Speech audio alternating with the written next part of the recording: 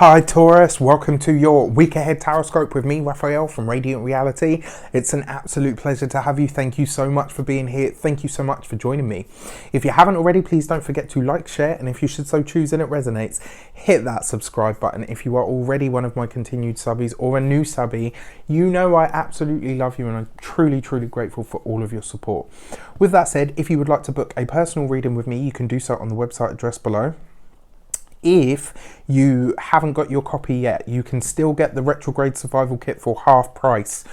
Get it down there in the description box below. And finally, if you would like to get a space on the winter solstice alignment activation session, I suggest you get yours now. With that said, I would like to bless all of my decks of cards with all forms of love, light, peace, prosperity and abundance, and I pray that the messages that come through are ultimately clear and concise and they help you on your path to your highest vibrational good. So as you can see, I'm doing a weather report this week.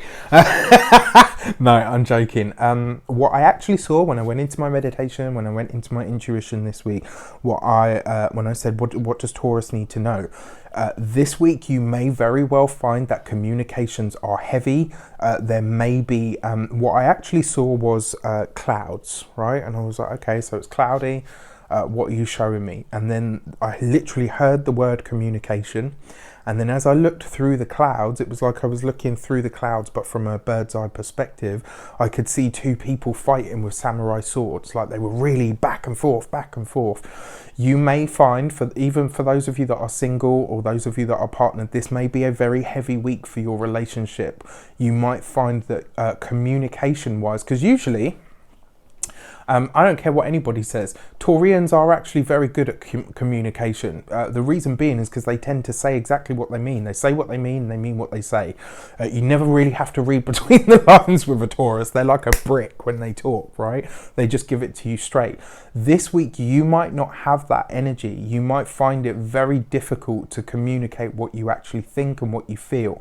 And for that reason, what you do say may be misconstrued. It may come across in a way where someone's like, did you low-key just like throw shade at me? Like, oh, you throwing shade? But you know, and I'm just trying to put a lighter spin on it, but it does feel like your communications are going to suffer this week. I feel like it's going to be quite heavy for you. So let's have a look at the cards and see what they say.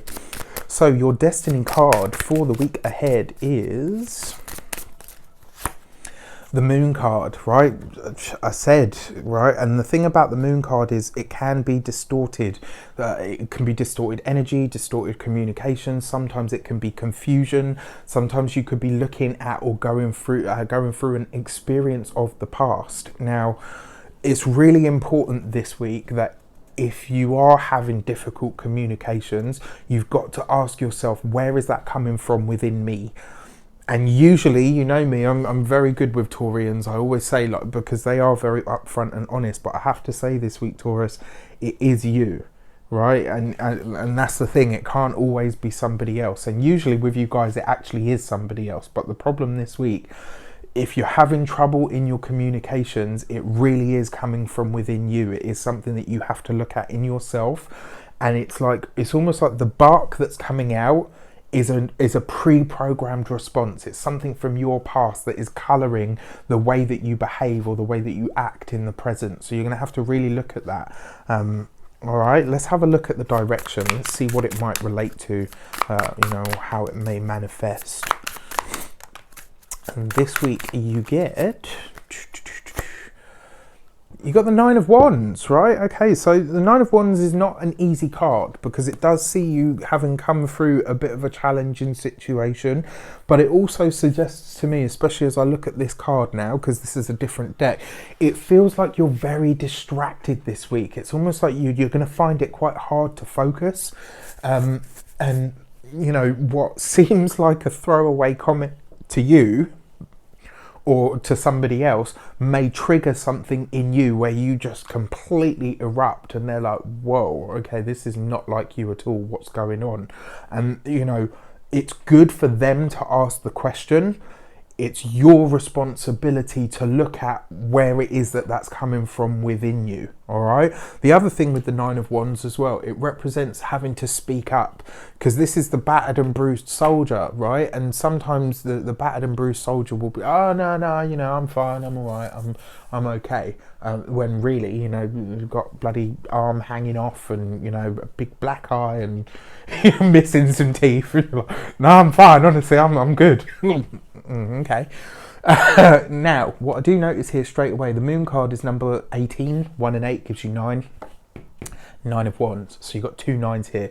This is a culmination and a completion energy, but you have a chance here. And if you haven't seen the weekly general overview, check it out. And the reason I say that is because there was a very culminating sort of energy. It's like kind of that last bit before we step into the retrograde season. This really feels for me like you have a chance to really let something go or phase something out of your life, but it's going to require you to be brave enough to speak up on how you actually feel, or something that you might not have 100% processed as yet. All right, and then finally, your insight card, what may be coming in or you need to know behind the scenes. You've got the Six of Swords.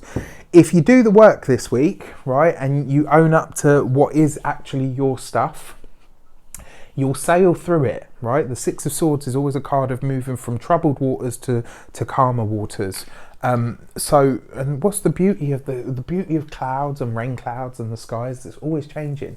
Right, so it might look bleak one minute, but the sun can shine through the next.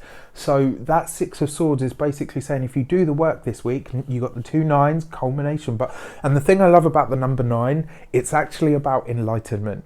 It's where you reach that place where you can say, you know what, if I let this go, I know I will be freer. I know I will be lighter and brighter.